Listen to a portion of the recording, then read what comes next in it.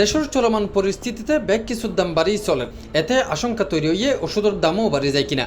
দেশীয় কোম্পানিগিন ওষুধের অযৌক্তিক মূল্য বৃদ্ধিতে উদ্বেগ ও ক্ষুব্ধ প্রতিক্রিয়া ব্যক্ত করছে জাতীয় মানবাধিকার কমিশন।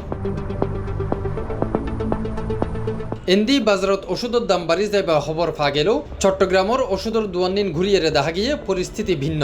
চট্টগ্রাম মেডিকেল কলেজ হাসপাতালের সামনে এবং নগরীর হাজারি গলির পাইকারি ও খুচরা দোয়ানিন ঘুরিয়ে দেখা গিয়ে বহুত ওষুধের দাম আগের মতোই আছে। এনকি যেসব ওষুধের দাম বৃদ্ধির খবর পা গিয়ে এগিনোর দাম আগেই বাজ্য বলি হর দোয়ানদারল।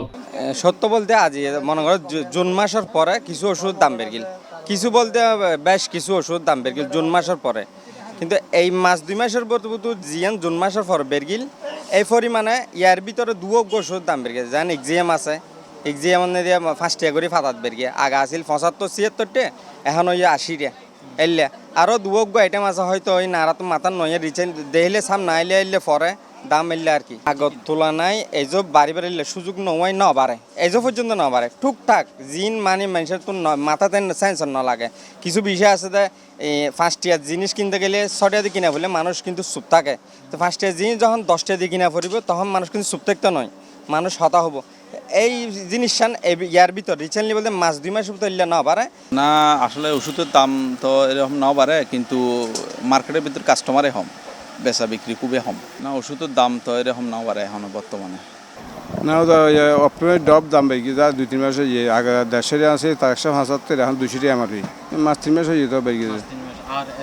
এসিপিস আগে রেডি আছে 600 টাকা এমআরপি। রসুটিন 5 আগে আছে 300 টাকা এখন 360 টাকা এমআরপি। এবার গিয়ে এবার মাসে বেড়ে গেছে। এরকম আইটেম না বাড়ে আরো ফেকারে বেশিতে হয় যে মানে এমনি 2-3 মাস এখন দাম না বাড়ে।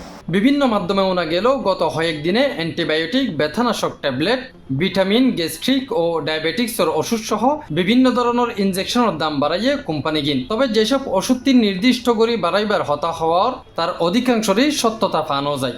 এর মধ্যে কিছু ওষুধের দাম বেশ কিছুদিন আগেই বাজছে। এবার নাফা ইঞ্জেকশনের দাম বাড়িবার হতাই এরকম পূর্ণি কিন্তু এই জন্য বাড়ে। গত 1 বছর ধরে ইয়ারে নাফা ইঞ্জেকশন 150 টাকা এমআরপি আছে, 150 টাকা আছে। আর অফটিমাস আই ড্রপ আগে 160 আছিল, গত 3 মাস আগের তুলতে এখন 200 টাকা এমআরপি করে গিয়ে।